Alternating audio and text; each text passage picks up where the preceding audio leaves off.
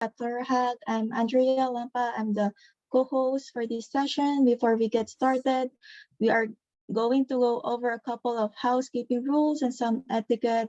Please make sure to have your microphone on mute while the presenter is speaking. The mute button is the microphone symbol located in the bottom left corner that says mute.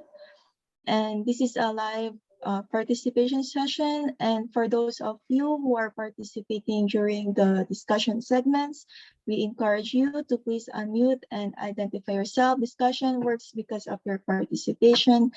And this presentation will be recorded for university purposes. And if you have any question, we encourage you to ask it by using raise hand button in the reaction and by typing your question in chat panel to be addressed at the end of the session.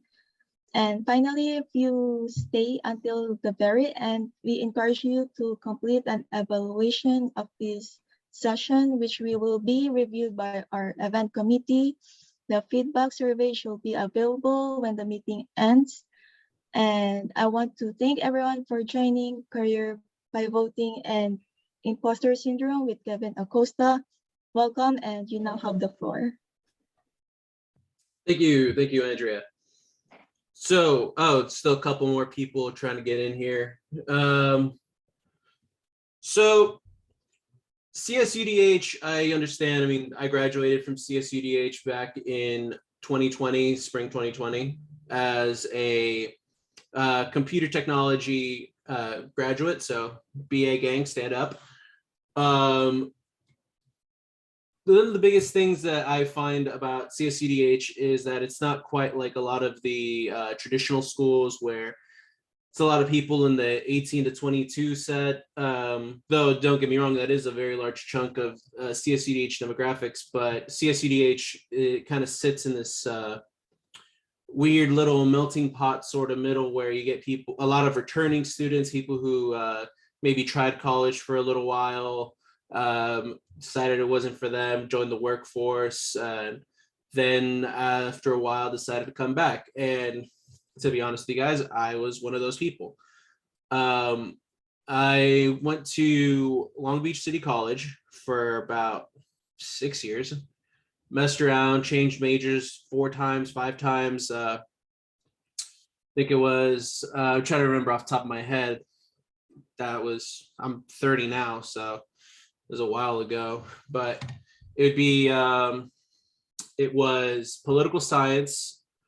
Then from there, I was psych, then sociology, criminal justice, and music. And I forget which order that was, honestly. All I know is political science was first and criminal justice was last. But you know, I wasn't really quite all disciplined or motivated during my first shot at it. And my buddies ended up getting me a job at LAX, and I was working for Qantas Airways at the time in the operations division. And I was there for 7 years. Part of me realized, okay, I guess my career is just going to be in commercial aviation. I'm doing pretty good here. And then weird series of events, I realized that travel industry isn't for me, and I got out of it, oddly enough, like 2 years before COVID. So hey, lucky me, right? So afterwards, I decided, I mean, growing up, I've always had an interest in, you know, I worked a lot on I helped my brother and my dad work on cars a lot when I was a kid. Was pretty decent with computers, nothing too special. Pretty good at figuring out the proxy settings to get around high school firewalls and block lists, you know. But I decided that I wanted to, you know, finish up school, spend 6 years on a 2-year school. You kind of want to finish the job, right? And also, it didn't hurt that in the back of my mind, it always kind of kept bugging me because I graduated from Millikan High in Long Beach with, I think it was 20 some odd units of AP credit. So I figured I might as well use it for something. And I decided to come back, finish Long Beach City College. And I noticed that CSU Dominguez Hills had this, you know, CSUDH Promise deal. So I used that, got into CSUDH. And I didn't really quite know that much about tech careers, to be honest. I kind of only thought that there was CS and that was it. Like, I wasn't really all quite well informed, and that was because at the time, student activities wasn't very well developed, and it's just one of those things that I kind of had to learn the hard way. And afterwards, I ended up learning from one of our other alumni. He actually kind of helped pave the way for all this, Amal Mishal. He was a speaker for the last couple of years. He couldn't make it, but he still occasionally helps out giving Hack the Box courses to cybersecurity club members. Really great guy. He ended up showing me, and my partner Wendy, she kind of helped put a lot of this together too. She's in the chat there. Say hi, Wendy. And she showed Amal showed us a demonstration with Kali Linux using John, and we both realized, hey, this password cracking stuff is really awesome. And then I kind of looked around and realized, oh, CS is straight developer work. And I was one of those kids who didn't like building with Legos. So I realized that CS wasn't really quite for me, which is oddly enough a common sentiment with a lot of CT majors. But after realizing that, no, I actually really enjoy the more hands-on type work of CT, computer technology, I realized and I realized I really love the aspect of it that's encapsulated by cybersecurity. I realized that this is the path for me. And admittedly, one of the things that really stood out was a lot of people in my industry, or in tech in general, not even just cybersecurity, they've grown up. Basically, it's like there's two kinds of people in security or in technology in general, and it's oddly enough perfectly encapsulated between people like me and people like, say, one of our professors, Joe Burton Imbrado. He's a good friend of mine, now kind of sort of coworker. There's the people who grow up with a computer like him, and there's people who had to transfer, like who came into this from just like a completely different background. I didn't really get into messing around deep with the internals of a computer till I was about 26. And I realized that I might as well just jump into it. And one of the things that really started to affect me was this feeling of imposter syndrome, thinking I'm never going to be good enough because people who are graduating from colleges at like 22, 23, or I think the average age to complete a bachelor's is like 23 now, 5 years. Where does the time go? And I realized a part of me was always being nagged in the back of my head that I'm never going to be this good. I'm never going to be able to catch up for 15 years of lost time. And it took me a good long while to get over that.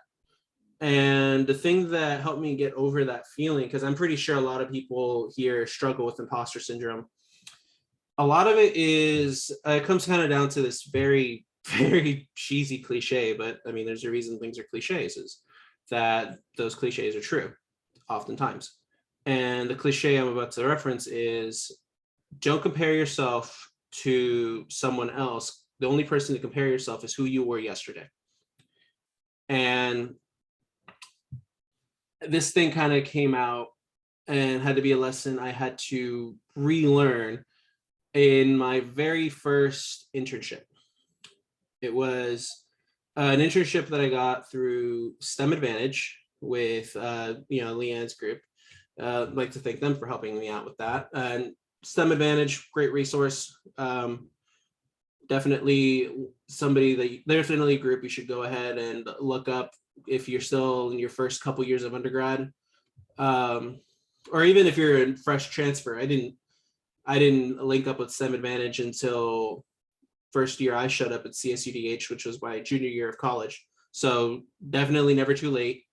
And everybody was talking about how one of the senior engineers, he was about my age, but he had already been working in the industry for about 4 years. And that really messed with me. And as time went on, I kind of had to have this conversation with myself where I realized I'm not going to be able to progress in my career. I'm not going to be able to move forward in life if I'm going to be constantly hung up over the potential skill of what I could have been versus the current skill I have now. And besides, that's not even to speak light on the fact that a lot of cybersecurity stuff, like there's 1.5 million different ways you could define cybersecurity. And strangely enough, it's something that I learned in my first job. So right now, currently, I'm a cyber information assurance analyst with Northrop Grumman. But previously, again, still with the company, I was a cyber systems engineer. So the difference being is on the engineering side, I did a lot more of the putting things together, sending out product. And currently now I'm more on the compliance side of the house. So a lot less building, a lot more doing what's traditionally cyber, which there was this senior architect. He'd been in the business for about, I want to say 20, 30 years. And he told me that the United States federal government has bastardized the meaning of the word cyber because they use it in a very catch-all way, which is very misleading and very confusing for a lot of people who are trying to get into the industry. And it's cyber is kind of like cybersecurity is, strangely enough, kind of like learning cuisine. And just roll with me on this one. It's a lot of, there's 1 million different ways to cook a dish, and you're ending up at the same result. You're ending up in a different state by the end of it. And I'd have to say that just because you think you're a horrible developer or you don't have the patience to be a developer, but you still want to be in cybersecurity, also, you don't have to be a developer. You could be an auditor, you could be an analyst, you could work physical security. Physical security is still a huge part of cybersecurity because, well, who's going to go ahead and protect the server room if it's got a crappy lock, you know? And it's just one of those things about trying to find out if you ever struggle that you think you're never good enough to be in cybersecurity, get that thought out of your head. Most often than not, the problem isn't that you think you're not good enough. The problem is you just haven't found out what your niche is, and that's okay. That's kind of what college is supposed to be about, is that you take your time. You ever wonder why your college courses you're doing a little, like, for example, I'm not even talking about your major. I'm talking about your general education. You do a couple semesters of English, a couple semesters of math, a couple semesters of history, a couple semesters of biology, chemistry. You have no intention of, you don't even know if you have any intention of going deep into any of these fields, but you do it anyway. And the general purpose, as many people like to malign their general education, is that those first couple of years, they're supposed to be for you to dip your toes and see if you want to go ahead and do this or that or the other. And that same principle still applies even if you're in CT.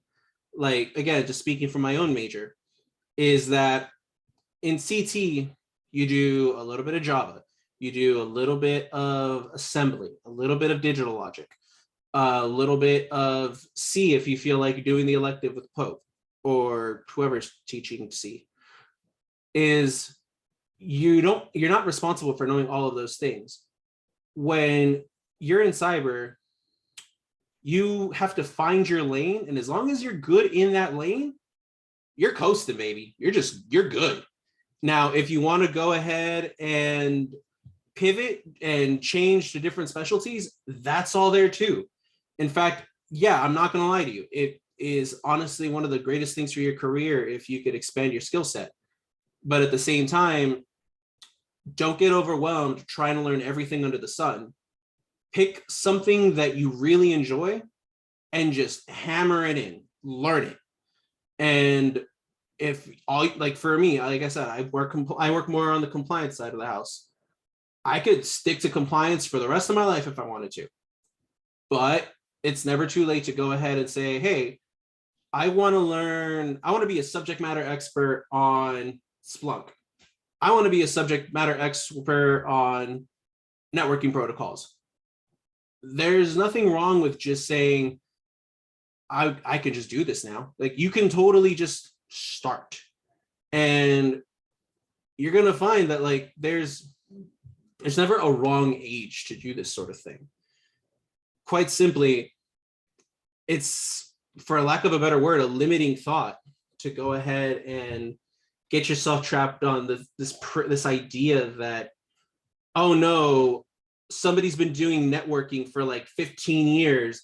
That means there's no point in me learning networking. No, that's a load of BS. It's another cliche I'm going to hit you with is the best time to start learning was 10 years ago. The second best time to start learning is now.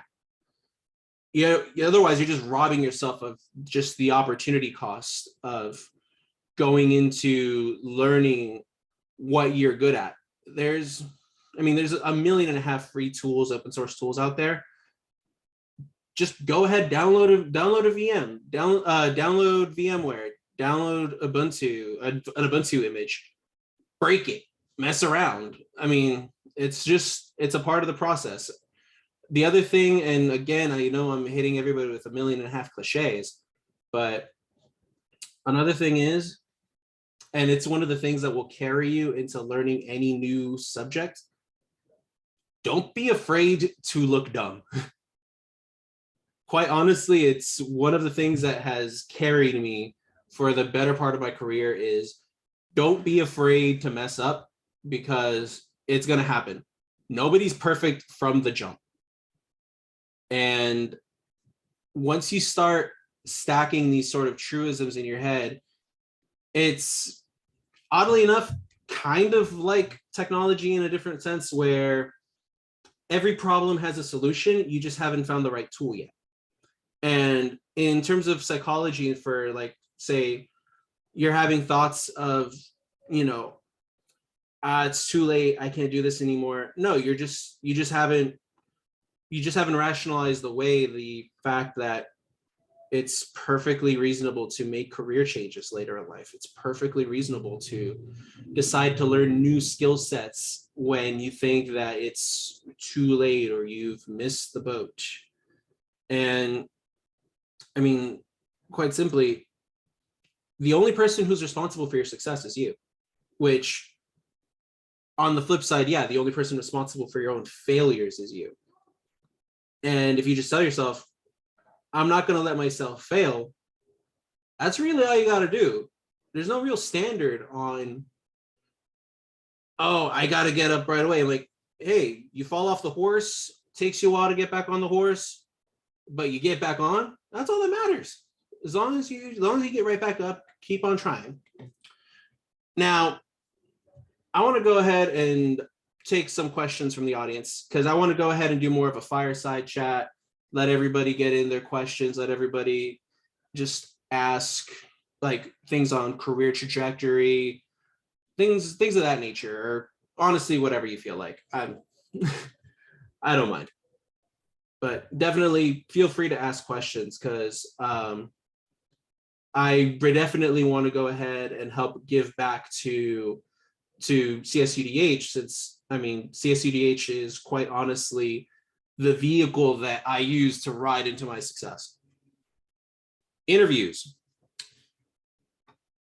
Here's where I am going to go ahead and make a plug for student activities, but also be very much against the normal contradictory wisdom. And John, I'll take yours right after. So for me, for my first internship, STEM Advantage hooked that up. I had to do very, very little effort on that one. My first job interview, I went to Great Minds in STEM. It's a conference that is held every year. For this year coming up, it's actually in person again. It's in Pasadena. I expect a lot of you guys to go ahead and try and make yourselves an effort to go there, because that's how I ended up getting my job. That's how a lot of us who graduated from CSUDH, a lot of the alumni speakers, a lot of the alumni representatives, it's how we got our jobs. We went to conferences. And the thing about a conference is I actually interviewed, funny story, I was sick as a dog. I was helping Garrett with the hackathon that year. It was at GMIS was at Disney World, lo and behold. And they were doing open interviews, and Northrop Grumman was interviewing. Jobert went ahead, helped me get me to the front, and he set me up with an interview. And I was just a conversation, and a lot of it wasn't even very technical, because a lot of what happens with interviews is that they can go one of two ways. There's, of course, the technical element where you go ahead and demonstrate your knowledge, but also an interview is a hiring manager wants to see your personality and to see if they'll fit in with your team.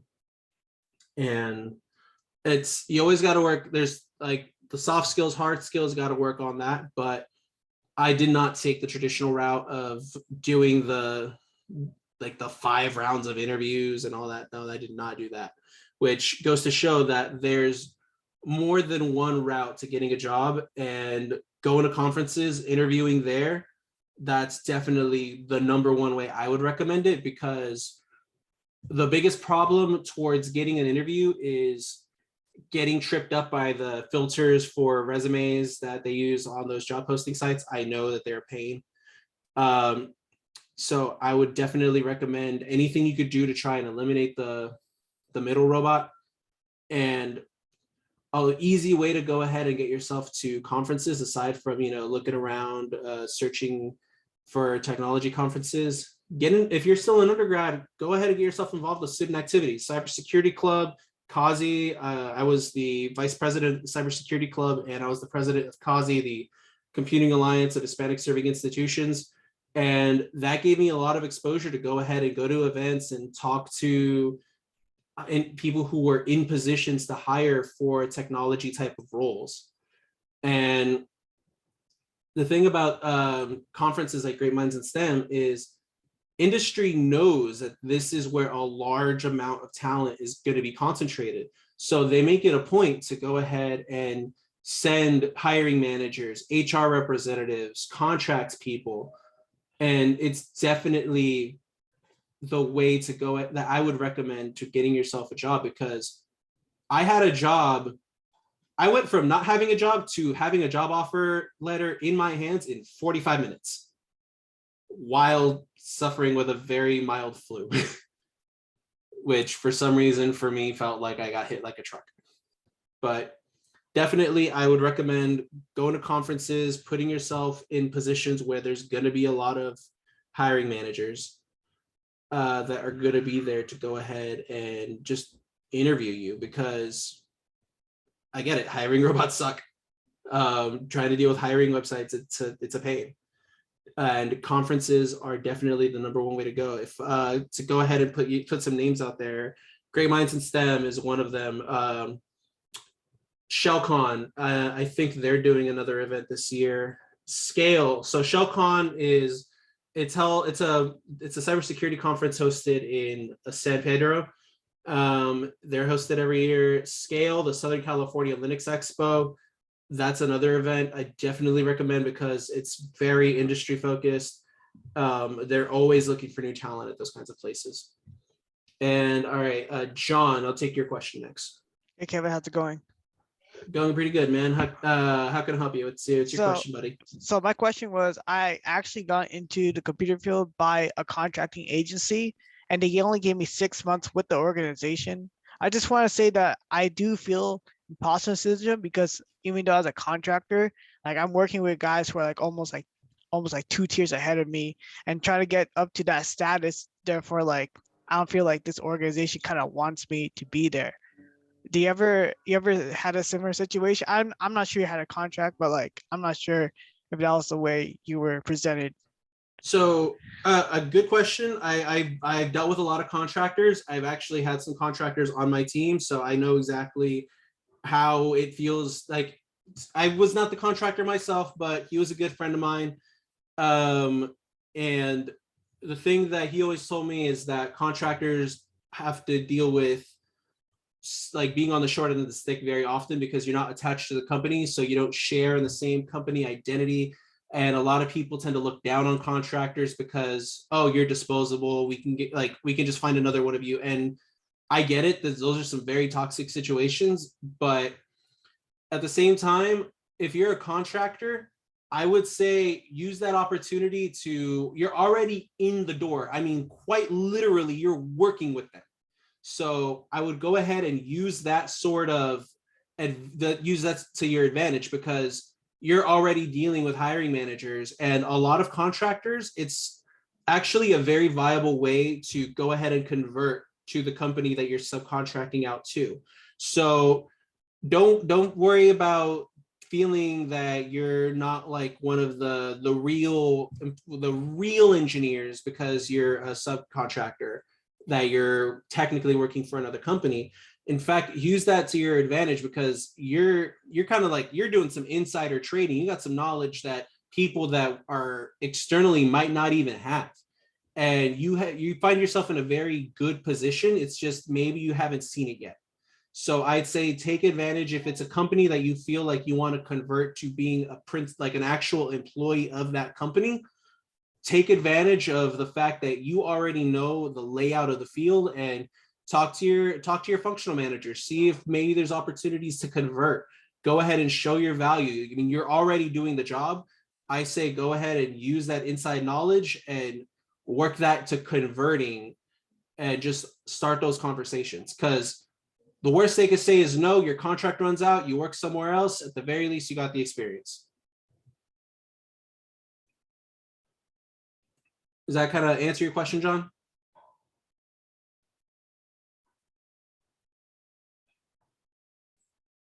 John?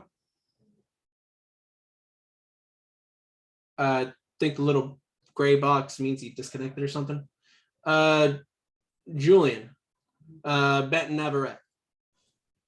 Hey Kevin, how are you? Hey Julian, been a while. What's up? Yeah, so I guess my question is just I guess like just I sorry. So it's my last semester, so I'm already applying for jobs and while I'm looking at I guess mine is a two-part thing, but like the first one is just like when you look at the job description or like some of the requirements, like some of them I know I don't meet, like some of them require you already have some certifications, and I don't have any of those right now, but I do want to get towards those. But like, is it still possible to get the job, like even if you don't meet all their requirements? Like, say you have like you have years of experience and you have some knowledge, but you don't meet like all the requirements they listed. So for me, for my first spot, I was a cyber systems engineer, and for me, I did not have. I actually to this day, I actually still don't even have Sec Plus. It's actually something I need to get in the next few months. But hey, there you go, proof positive. You don't necessarily need to have the certifications right away, but you do need to have a mastery of the concepts. That's definitely my recommendation is pick up a book, go through the concepts as long as you can talk to that. Because what a lot of postings will say is they'll tell you right up front, hey, we need someone who is IAT certified, 8570 IAT certified. Can't get around it. Sometimes that's just the condition of the contract you work. That's tough. You need a cert, you don't stand a chance. Sometimes but that's more of like in the Department of Defense world that I live in. But there's also other jobs who, for example, with my job right now, my posting, it said have a certification or be able to get one in the first 6 months. So there's a lot of jobs out there that exist that don't require you to have a certification, but if they want you to get one, they'll tell you, hey, you got to get it in this time. But if they're telling you that, hey, we need you to have this cert, they're going to help you. Because one thing that a lot of people kind of get lost in when it comes to businesses and hiring people. From the business side of things, employees are an investment. Employees are an expense. So your company isn't going to go ahead and not help you because they want you to stay around for as long as possible. And that means that they have an incentive to help you grow. Kind of get what I mean? Yeah. Is it all right if I ask another question? Yeah, go for it. I know that Pim, you have a question too. I'll go ahead and get to that after Julian. Yeah, this one real quick. So like I did have an interview this week. And one of the questions that they did ask me was I guess where do I it's kind of like where do I see myself?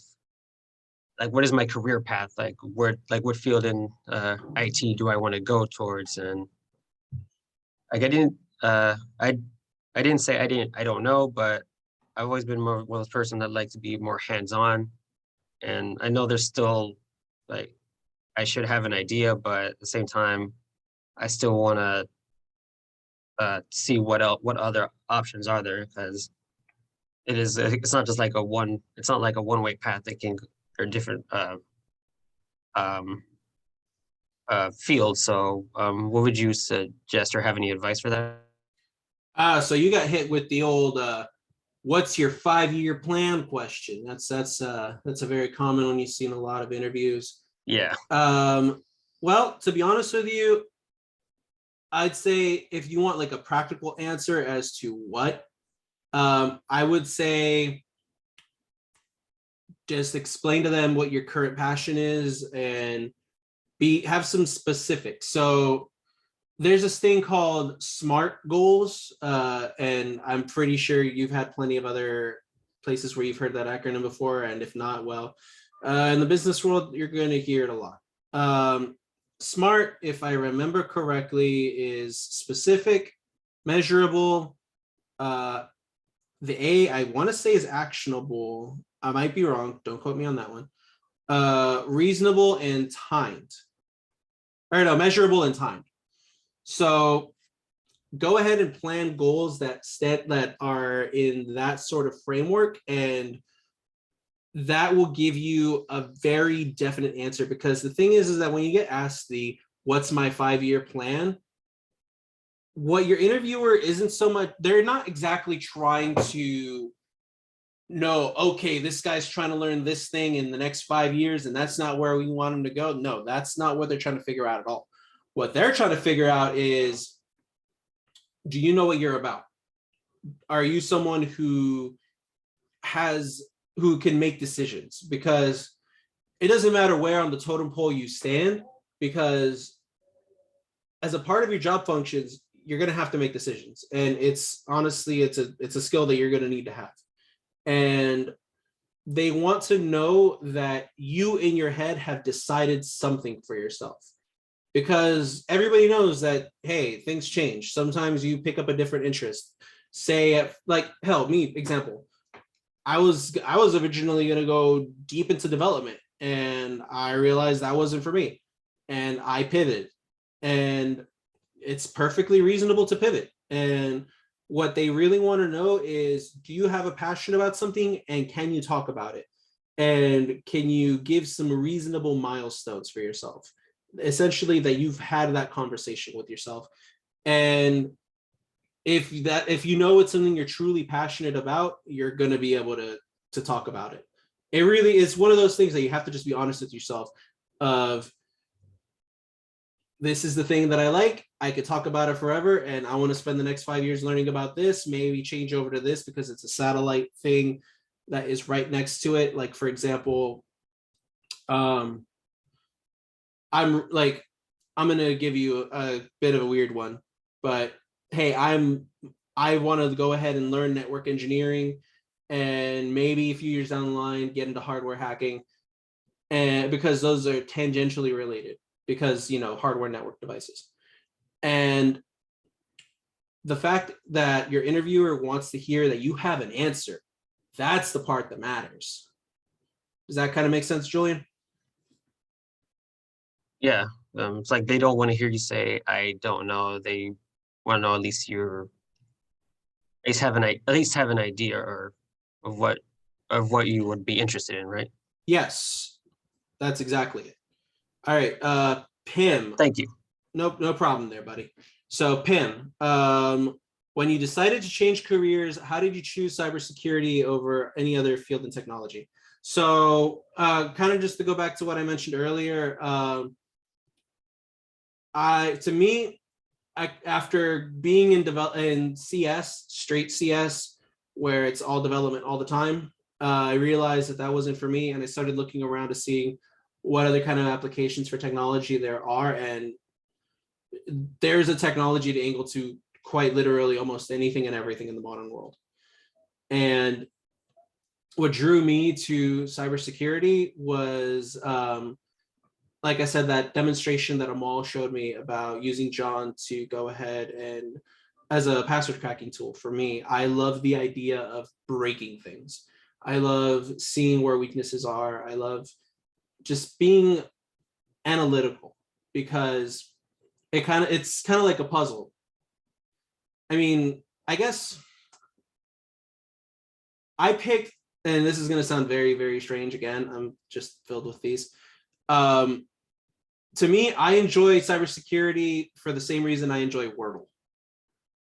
I enjoy finding unique ways to solve problems, because yeah, every solution has its fix, but there's no one way to get to that fix, if that kind of makes sense, Pim.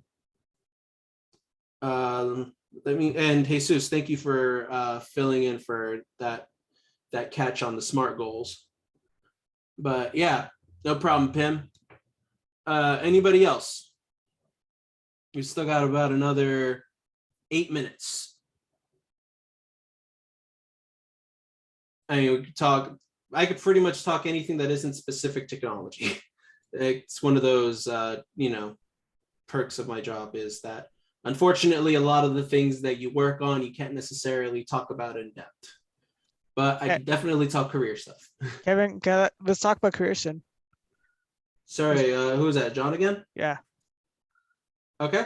Yeah. Oh, so let's talk about like how consistent like job security in the field. It seems like a lot of people go for like a couple of years working one project, and then they'll feel almost like, oh, I don't feel like I hit my peak in this position. I just want to keep moving forward, go to the next company, just trying to improve their skills and make themselves more valuable. Do you ever see that like firsthand? Yeah. So there's several angles to this. So you come to the dichotomy between job security and potential earnings, because one of the horrible things that's honestly, I can't sugarcoat it. The quickest way to get yourself a raise is just to get yourself another job. That's just a hard, fast reality, is that, and a lot of people tend to go ahead and try and job hop because of that, not necessarily because they're trying to expand, though of course that's definitely one of the reasons. But it's perfectly valid. I mean, I think the average time that people spend in one job is like, I think 2 years, and then they go ahead and go somewhere else. I mean, the thing is these days is that there's a lot less of a stigma around job hopping. It's just kind of what the current landscape is insofar as moving throughout your career. And a lot of people don't mind that on a resume, but at the same time, job security is also pretty decent, because I mean, some people just prefer to have the stability of having a job that you know is just going to be there, even if it's the same old thing. Some people value that. And I mean, I'd say both are very valid approaches to navigating a career. If you want job security, I definitely say pick up something very esoteric, something that not a lot of people are getting into. If I had to throw a shot in the dark, I would say learn COBOL. You want job security? Learn COBOL. You're gonna be working for a very, very long time there, buddy. If you want job security. But if you also want to be on the bleeding edge, the latest and greatest, artificial intelligence, learn your Python, get real good at it. That's kind of the backbone of a lot of artificial intelligence stuff. Just think, those are two very completely diametrically opposite, but also still equally valid paths to take to choose job security or potential advancements in your career. And like I said, they're both valid. You just got to go ahead and do your sort of, again, more with the businessy talk, but I'd say your cost benefit analysis, your pros and cons. Job security, if you go ahead and go with that route, you're going to be less often thinking about, oh, what if I lose my job? But at the same time, you're going and you're losing potential increases from finding new jobs. Where on the other side, you're on the exact opposite end of that spectrum where, oh, awesome, new job, pay increase, new job, pay increase, new job, pay increase. And you find out very, very quickly that in terms of startup culture, where that kind of thing happens all the time, not every startup gets full investment and it falls apart.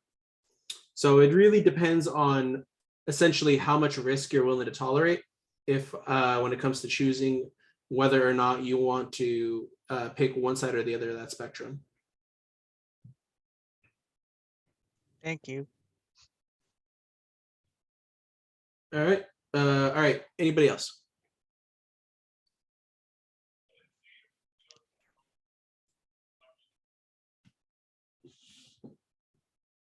Come on, don't be shy. There's no such thing as a dumb question. I have quite literally made dozens of dumb decisions in my lifetime. So no need to feel pressured about if your question isn't good enough. Mark. Well, I'd say, yeah.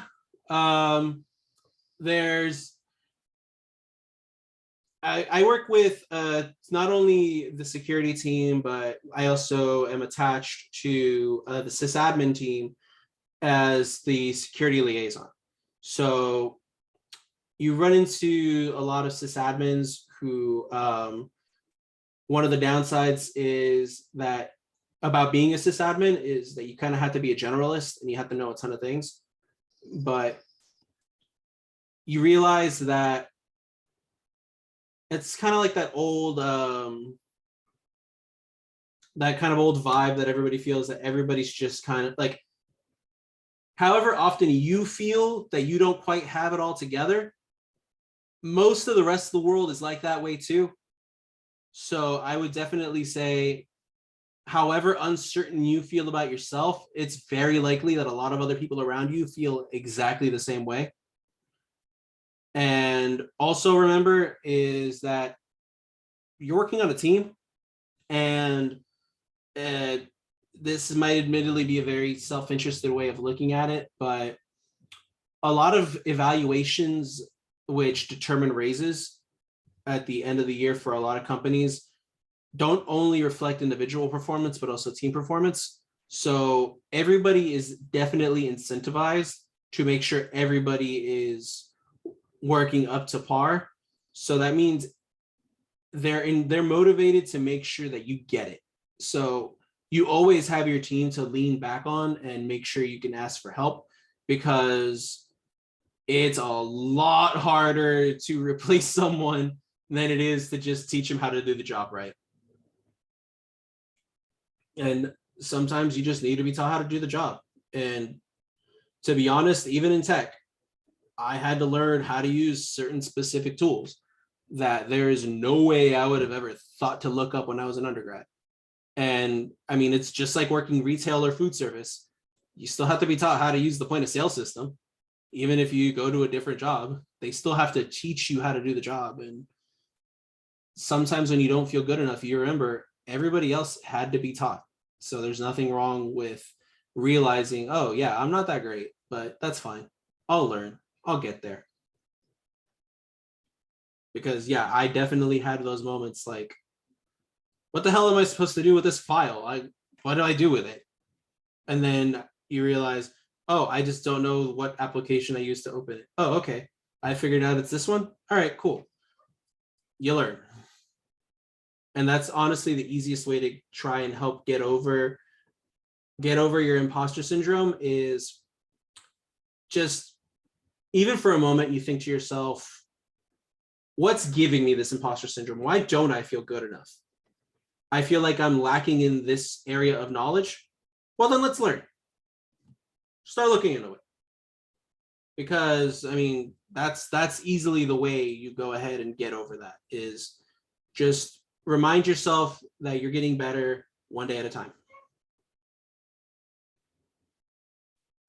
No problem. It is 3:15. I know that the session is technically over, but I don't mind hanging out for a little while longer, taking any other questions, but I know that technically my time is up.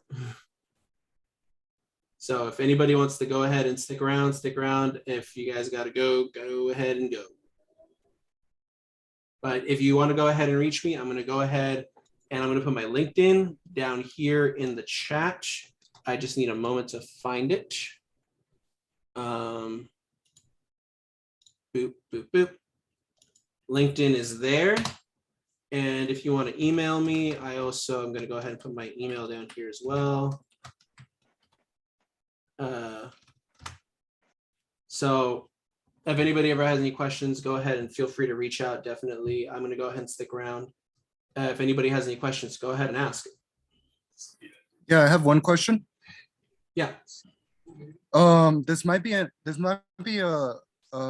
question that you might have answered, but what has inspired you to get into cybersecurity, and like what specific thing was the thing that inspired you to be in cybersecurity? If I had to, I did, you're right, I did answer this a little earlier, but I'm going to go ahead and try and recontextualize it. And I would say it would have to be a sense of curiosity, because a lot of cybersecurity, if you're on the offensive side, it's a lot of finding vulnerabilities, exploiting vulnerabilities. If you're on the defensive side, it's more about being able to look at things that can be improved, improve them. I work in compliance, so luckily, a lot of people already went ahead and defined what do the practices that you do to go ahead and make sure that you're in a good state from your security posture. And as long as you go ahead and shore those up, you're generally in a decent place. But I would say definitely not being afraid to just look around and know how things work, I would say, is one of the things that made cybersecurity such a fascinating field for me, because you always find that there's 1.5 million different solutions to answer the same problem. So that's definitely what I would have to go ahead and say is one of the things that I enjoy about cybersecurity and what got me interested to stay. I'm not sure if that quite answered Abelardo, because No, that answers perfectly. Thank you. Okay, cool. I do have one other question though. Yeah, sure, shoot. Were you at first when you were inspired for cybersecurity, were you thinking of like wanting to be like in cybersecurity, like for businesses, like companies, or government wise? Right now, I'm a defense contractor, so I work more on the Department of Defense side of things. But I also, and this is kind of more of just a general tip, to go kind of back to the job security or just straight up cash money advancement. If you want job security, government contracting, #1, would recommend 10 out of 10. The money's not as great, but you're gonna have a job. You're always gonna have a job. Thank you very much. Yeah. That is what I wanted to know. Yep. Anybody else? So in terms of finding a good job, what on, I guess like on a spectrum in cybersecurity, what job would you say would give the most money for somebody starting out, but would also be something that could be attainable from someone who's like fresh out of their undergrad, who's like just graduated? Network engineering. Like that's not even a question. Network engineering. The thing is that network engineering is one of those things that is the most underappreciated sort of skills that you'll ever learn. But at the same time, it's also the backbone of IT infrastructure, because think of it this way, cybersecurity is just, it's a way of handling IT infrastructure. And some of the best security analysts are those that have very strong systems administration backgrounds, because they understand how the network works. And a lot of attackers, aside from the types of people who get into spear phishing or social engineering, a lot of them have to also learn to actually exploit the network that carries the organization. So if I had to go ahead and make a suggestion, get your Sec Plus, get your Network Plus, and get your CCNA. Get those three, and you're good. But I mean, even then, CCNA, you don't have to get that right away. Sec Plus and Network Plus are definitely where you want to start, because everyone's always looking for a good network engineer, and network engineers make some of the best security analysts. Could I give a question, please? Oh yeah, and also, if anybody who's at CSUDH, if you're still an undergrad, if you're in CT, the class is CTC 228. Pay attention in that class. That class will actually pay off in dividends. I know it's a hard class, but CTC 228, that class is amazing. You will actually use everything you learn in that class. Abelardo, I think you had another one. Yeah, I wanted to know that one acronym that you said, CNCC. CCNA. Am I correct? Yeah, CCNA. Oh, that is the CNA. What does it stand for? Cisco Certified Network Associate, I believe. It's a Cisco it's a Cisco networking certification. If you Google CCNA, thanks to search engine optimization, it's going to come up. And the one thing, and this is more of a just general tip about technology labeled oriented careers, you're going to get used to acronyms. They will come to rule your life. The acronym soup will come for us all. But yeah, your CCNA, Cisco Certified Network Associate, that's honestly one of the big ones, because the big heavy hitters in terms of networking hardware, Cisco, it's Palo Alto, and it's Juniper Networks. And a lot of them run on the same type of fundamentals, because it's just, those are just flavors of hardware. But if you have your CCNA, that's gonna go straight to the top if you're interviewing for a security analyst. You tell them you got a CCNA in your resume, and you're getting an interview. I will tell you that right now. I just posted a. Thank you very much for the tip. Yeah. I just posted a valuable resource for CCNA. It's a LinkedIn learning training, so I want to check that out. Yeah, and also one thing that it's definitely very much a certification type of thing. Always be sure that you're on the current certification, because these things get updated every year, every 2 years. They always come out with a new one. Like right now, Security Plus, it's the current exam is 601. Make sure that you're studying for the most current iteration of the exam, because if you're studying 501 stuff, then yeah, some of that stuff will carry over, but it cannot guarantee that you're going to be preparing 100% for the right exam. So definitely make sure you do your Googling, you do your due diligence, and know that you're studying for the right exam. And it's definitely going to be posted where you sign up for the exam that, hey, this is the current exam number, everything else has been retired, the new one comes out on this date. Always be sure to read the fine print.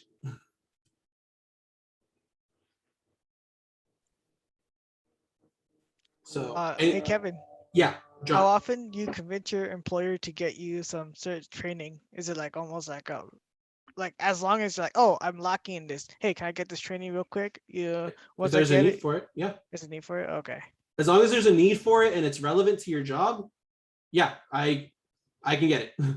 My boss gave me a Cybrary account completely free on the company dime, and all because I told them, yeah, I still need my Sec Plus, and yeah, I have a Cybrary account, and if you do have a little extra money to spend, I would say Cybrary is pretty goated. It's great. It's got a lot of different technologies that you can go ahead and research there, but it is a paid resource. But definitely Cybrary is a good place. But yeah, if you're trying to learn something, as long as you could pitch it to your boss to say, hey, I want this certification, I want this training, it would help me because of X, Y, or Z. As long as you can sell it, 9 times out of 10, they'll give it to you. Just be able to make a reasonable, compelling argument. Because it's another one of those things I learned from that senior architect that I had back in my last job, 30 years in business. A lot of the professional world, whenever you are making an ask, it's all about how you sell something. It's always how you go ahead and frame the question. It's how you frame the request. As long as you could tell them, I believe that getting this certification will make me this much more of a better asset to the team, then they're going to go ahead and give it to you. Because, for example, and I'll put it out there right now, a lot of certifications in this industry are expensive. CISSP, incredibly expensive, ridiculously expensive. But if you could tell the company, hey, I want this certification, I believe it's necessary to go ahead and take me and take the team to the next level, they're going to go ahead and put you in for a boot camp. They're going to go ahead and pay you to go ahead and take your exam, because the company has an investment in you to go ahead and better yourself. Because, like I said before, company sees you as an investment. How long would you say these trainings or boot camps actually last exactly on average?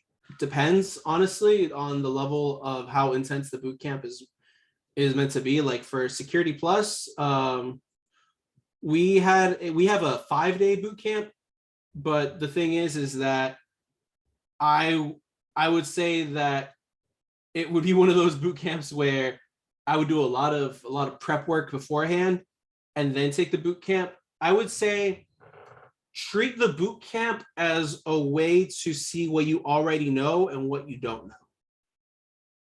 Because if you're already doing some studying beforehand and you find, okay, I already know all the topics that they covered in the boot camp, then you know you're good. Take that test right now.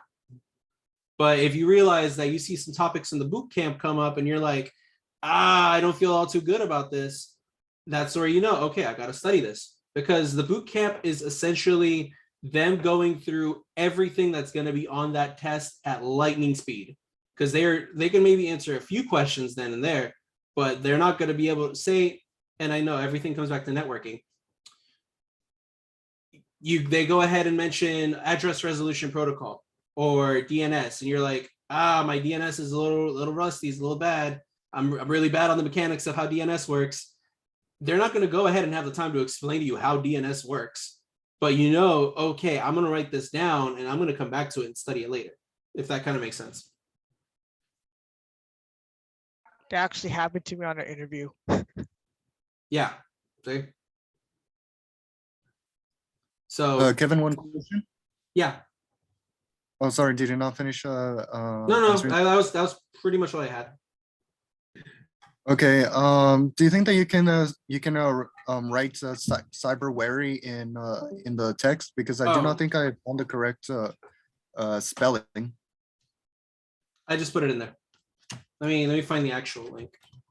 Cybrary.it. So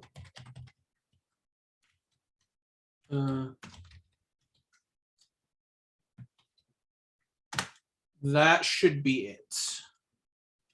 Aha, look at that. I got it. Awesome. Yeah, you can make a free account. I believe it's just the courses that are paid for. There's a pricing scheme on there. Yeah, $50 a month.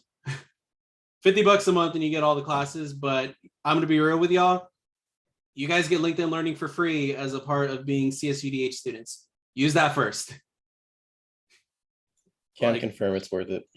Pretty sure, yeah, you do. You get it for You do. free. You do. Thank you very much. You have to go. No problem, Abelardo. I would definitely say, Meredith, when you go to LinkedIn Learning, use your, I think there's a single sign-on option.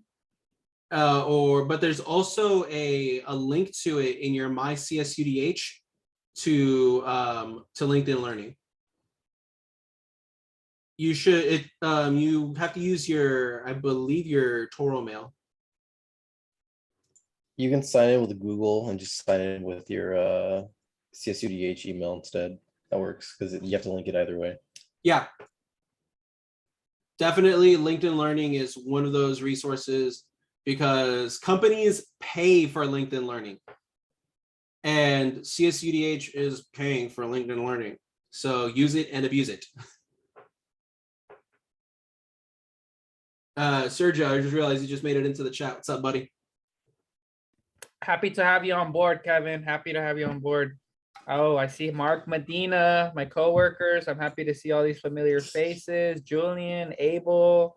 Man, I'm hyped. How are you guys feeling? Doing pretty good there, buddy. I ran out of water, sadly. I'm good too. But Love DoorDash or something. but I mean, I'm just here taking questions, stuff on career development, ways to get started in your career. Just anybody who wants to go ahead and shoot their shot with a question. It's definitely just, that's kind of what we're doing here. Maybe I could ask you something about like the position I'm in, and maybe like obviously you guys can learn from that because there's things to learn from it.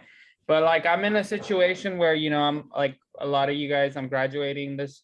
Well, I have to take my senior project in the summer, so that technically I walk in the spring, but I finish in the summer. And I've been working an internship like 3 months with Anthony, Bruno, and the company's been really cool. Like it's not too far for me. Like I like what I'm doing, and I think on a personal level, I like everyone there. But you know, we haven't really talked about what's gonna happen after. So I was gonna ask, like, should I just like start applying to other jobs too? Or like, what would you do in a situation like that? Or what does that mean? Because I don't know, you know, like I'm sort of in that predicament. Kind of a bummer you actually missed an earlier question regarding being a contractor, because I'm going to give you the exact same answer I gave him. So the thing about being an intern is that you're in a very good position to go ahead and convert to working full time. So if you don't like, if I were you, I would definitely start those conversations with your manager. Say, hey, I really love the environment here. I want to go ahead and open up a conversation to start talking about converting after I graduate. I graduate on this date. I could work for you part-time until then. And then as soon as I graduate, I want to start full-time with you. But at the same time, I would say it's still worth it to go ahead and apply for other positions in the meanwhile, with the expected start date that you have. But I would say go ahead and start opening up those conversations with your manager and tell them, if you really do want to work there, if you could see yourself working there 40 hours a week, start those conversations, because you're already in the company. From an HR perspective, to convert you to a full-time employee is way faster than it is to go ahead and finding someone off the street.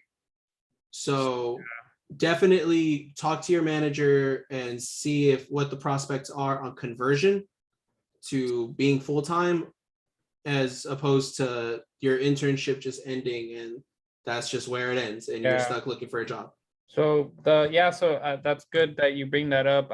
Personally, like naturally, like even though, you know, I can talk in front of people and stuff, sometimes we tend to be nervous about talking about certain things. And so that's one of those topics that it's like, it's sensitive to me. Like, I'm like, I don't want to step on anyone's feet either, like to talk about something like that. But obviously that's the intention, right? Because at the end of the day, I'm learning and I'm doing a lot of the work that, you know, Anthony doesn't necessarily want to do or has the time to do. We talked about on the last monthly recap, I know they like how I work, but since they're a startup, but they're growing, I don't know. And it's just Anthony running the whole thing. I don't know if they're necessarily opening up another position just yet. So, you know, he asked me that he likes the way that I work and that, and that he's taught me a lot. So he'd hate to see me leave. He wanted to extend my internship contract for another 3 months, I guess. So I'm like, I guess it's just like you said, communication, but it's pretty scary. Yeah, I get you, man. I get you. And this kind of just goes back to, because I'm not going to lie, I'll be real with you. I had the same problem of being confrontational with people and starting conversations. And for me, I had to go ahead and learn how to just be comfortable with being uncomfortable. Because I mean, for me, I mentioned earlier that part of my journey to being here was being in 5 different majors, and performing arts was one of them. And for me, it was really uncomfortable to stand on stage and, sing in front of a crowd. And then lo and behold, eventually it's one of those things that actually comes really easily to me now. And for me, that extended to being able to be comfortable and talking to people, taking the lead in a conversation. And the thing that helped me at the beginning was just being comfortable with being uncomfortable.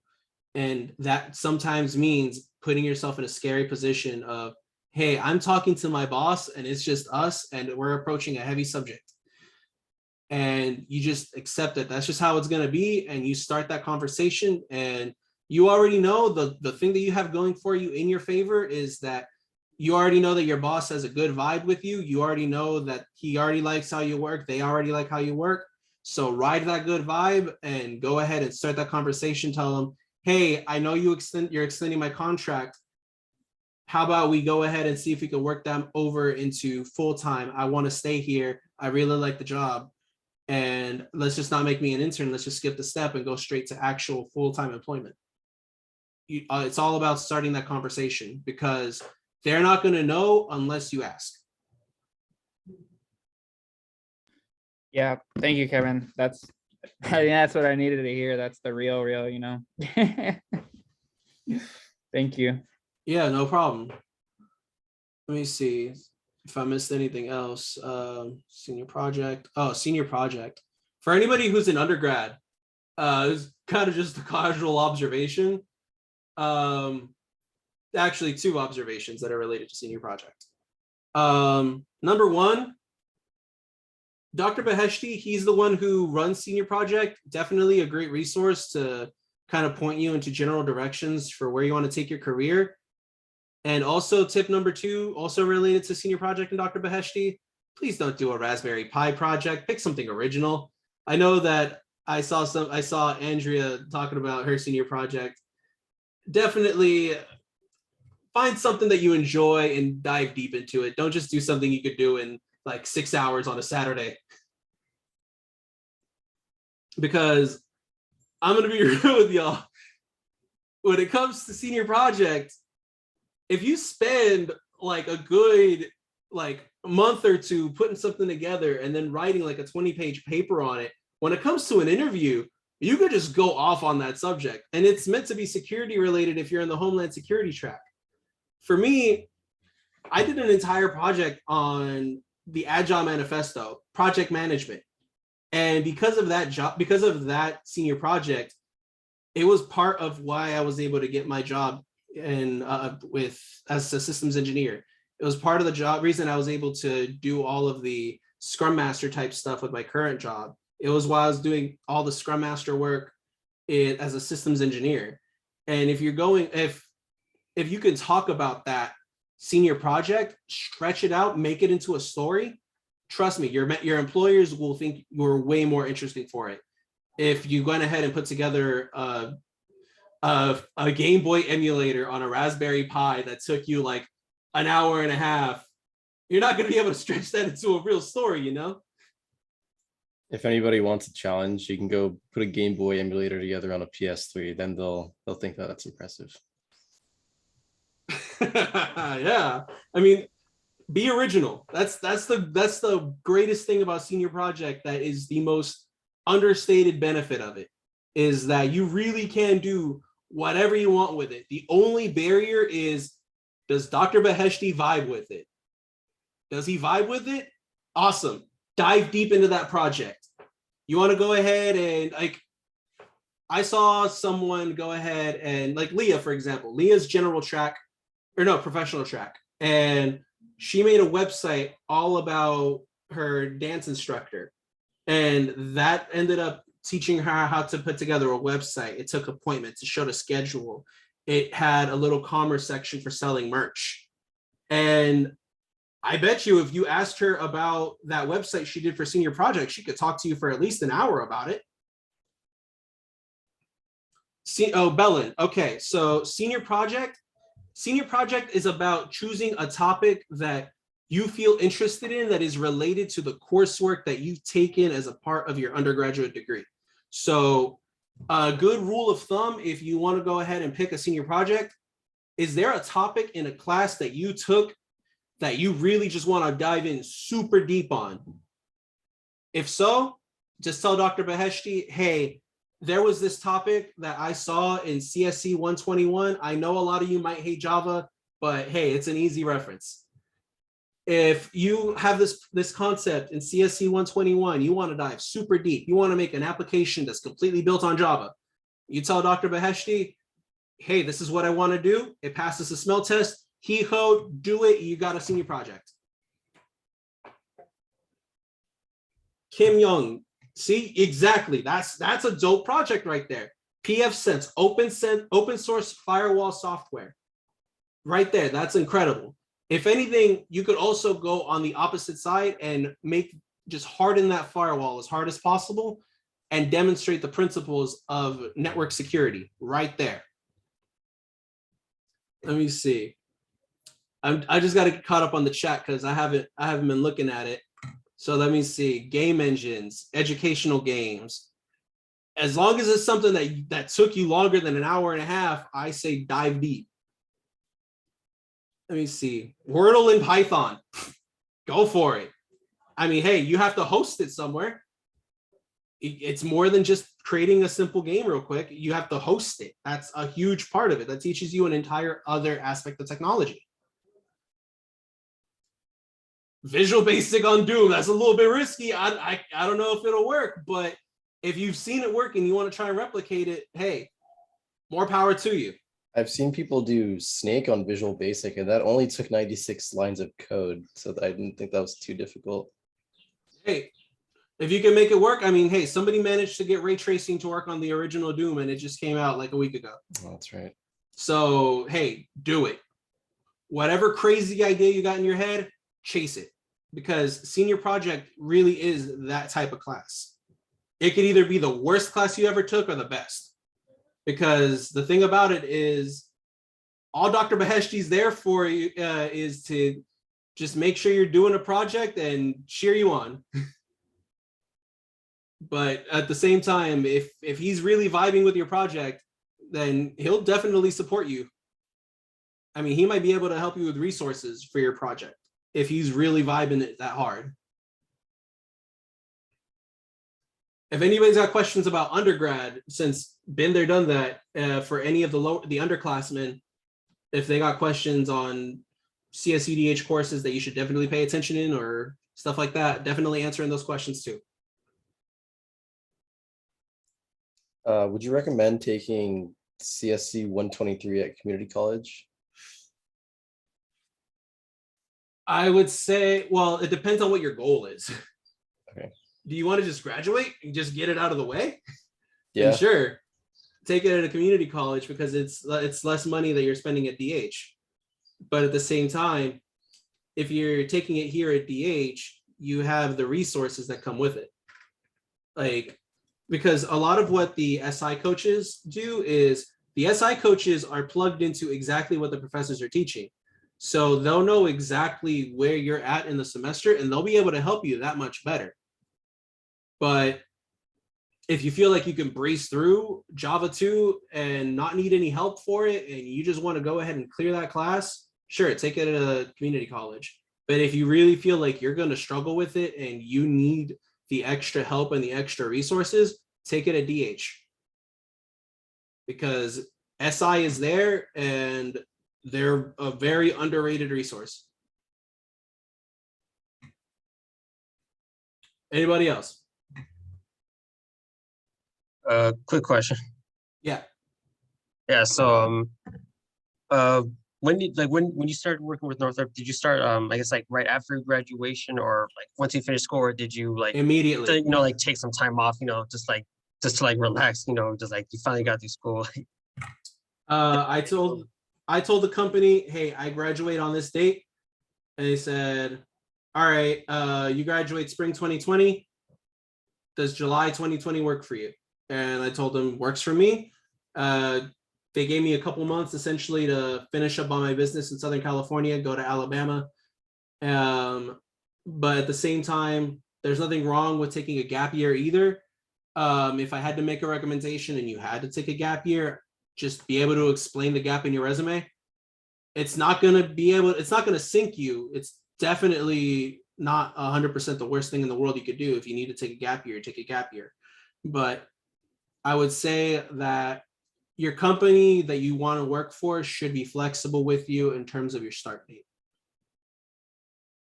Okay, well, say I didn't I wouldn't say like a year, maybe it's just like maybe like the summer, like just to. Yeah, it's fine. Okay.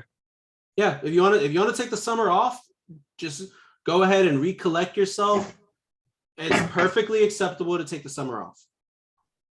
As long as you can afford it, I say do it, buddy. Gotcha. Hi, Riley, go ahead. I have a question. So when you went to Northern, when you apply, the list of like requirements is pretty lengthy. Did you meet all those requirements? Well, I did not apply in the traditional way. I interviewed at a conference. Oh, nice. So Okay. that's the one upside about conferences is you don't have to worry about what the requirements are. They sit you in front of a manager and, hey, do they vibe with you? Yeah. All right. You got a job, buddy. Which is why I'll always recommend going to conferences whenever possible. And what conference was that? For me, it was Great Minds in STEM. There's already stuff that's being posted. I believe Wendy posted some links about it. Let me go ahead and put a link. I get emails from them all the time. GMIS still accepting scholarships. Let me go ahead and find the link. And I know Dr. Beheshti is going to be doing an initiative with GMIS at some point. Great Minds in STEM. I believe this is the website. greatmindsinstem.org. Definitely great conference if you want to go ahead and put yourself in front of hiring managers, because that's the number one reason you go to these things. Put yourself in front of a person. Meredith, gap semester before graduating or after graduating. The only thing I would say is before graduating, it would be really complicated because you're going to have some issues with admissions and records. There's procedures for it. I wouldn't necessarily recommend it, but that's just because there's this, I forget the exact details of the study, but when it comes to people who separate themselves from their studies, it makes it a lot harder for them to come back. So that's why I'd always recommend, if you're going to take a break, do it after. Since you already got that forward momentum built up, I would say just power through it. And if you want to take a gap semester, do it after. I mean, to be honest with you, I'm in grad school right now. I'm doing the cybersecurity master's program. And Wendy and I, we're taking it together, and we took a gap year because we had to go ahead and get adjusted to what life is like after undergrad. And it's perfectly acceptable to do a gap time. Let me see. Meredith, all right, got your answer. Yeah. And Anissa, yeah, if they have hybrid components, that's good too.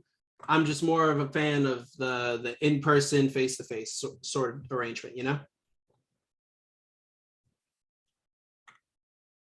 I see we've still got about another 11 minutes before closing ceremonies. So I got your questions, get them in while you can, because I'm pretty sure everybody's going to want to get away at least 5 minutes before the closing ceremonies start. So I got enough time for maybe a couple more. I think John Matthew has the question. Yeah, John? Yo, hey Kev, got me? Yeah. So interesting question. So I was at a community college in Pasadena, and they actually have like a AS degree just for CCNA. And I really thought about, like, is it worth it just to take the certification or go through these courses that are paid by the community college and then take the exam? Because like it seems like that degree they have has like a full set of like majority of CCNA like requirements. That makes sense. Like it's It's a good way to prepare. Yeah. I mean, hey, if I it thought doesn't it was cost you, if it doesn't cost you any extra time, or of course it's going to cost you time. If it doesn't cost you any extra resources and you can afford to do it, hey, if they're holding your hand to take you through the entire CCNA curriculum, hey, it's not a bad way to spend your time. There are plenty of worse ways. Yeah, 'cause it's crazy. It came out as a certificate, but only through the community college. It's not through Cisco itself. It's like Yeah, interesting. you'd still have to take the CCNA exam afterwards, but the idea behind it is that it should prepare you for the CCNA exam, and it's a heavy boy. I'll tell you right now, it's a real heavy boy. So it definitely needs that kind of preparation. But if you have the ability to take it and you could squeeze it in with all of your regular stuff, I say do it. Why not? CCNA is a very desirable certification in this industry. Does that sound like a decent enough answer, John? You definitely, man. All right. Anybody else? For internships, how would you, or what skills would you want to have like on a resume for that exactly? I know you said that networking is pretty important, but like let's say you don't really have like the connections for that at the moment. What would you recommend? So getting an interview for an internship is a lot like getting an interview for a job. And admittedly, you're going to be stuck with arguably the worst part of getting a job is shaping your resume to the job application. Easily the number one job interview hack is shape your resume to the job posting. So it's very specific on the internship that you're trying to get. And it's not uncommon for people to have like 20 different versions of the same resume. It's annoying, but that's just kind of the world we live in. And we got 1 more minute. So one last Hey, question. Kevin. Go ahead and round it off. All right. One last question from the esteemed old president. We got the winners for the hackathon, not the hackathon, the competition, right? And they're identified by the virtual network, right, or machine. So DAC7, DAC1, and DAC13. How do you guys identify them in the past? Because that's all Pope sent us, literally. Well, I would have mentioned that you guys should have kept a table of who was provisioned each machine, because you're supposed to go ahead and keep track of who was provisioned what virtual machine. I'm not sure how Pope distributed them. Maybe I should ask him, right? Yeah, you should probably ask Garrett. Usually by username. Username is probably going to be an easy one. You think it's appropriate to ask them for a username then, or like did they give username? What kind of? Because that's information that Pope should have, right? Like, yeah, Pope should have given out the usernames to the competitors. So definitely run it by Garrett. And we are at time. But the last thing I will go ahead and say before we go ahead and break is get involved in student activities, get involved with the cybersecurity club, get involved with Kazi. If you want to go ahead and try and bring back ACM, the IEEE, get involved with those, and that will open up a ton of opportunities. It's never too early, never too late to go ahead and get started in that sort of thing. And I'll go ahead and make that be my final note. See y'all at the closing ceremonies. Thanks, Kevin. thank you, Kevin.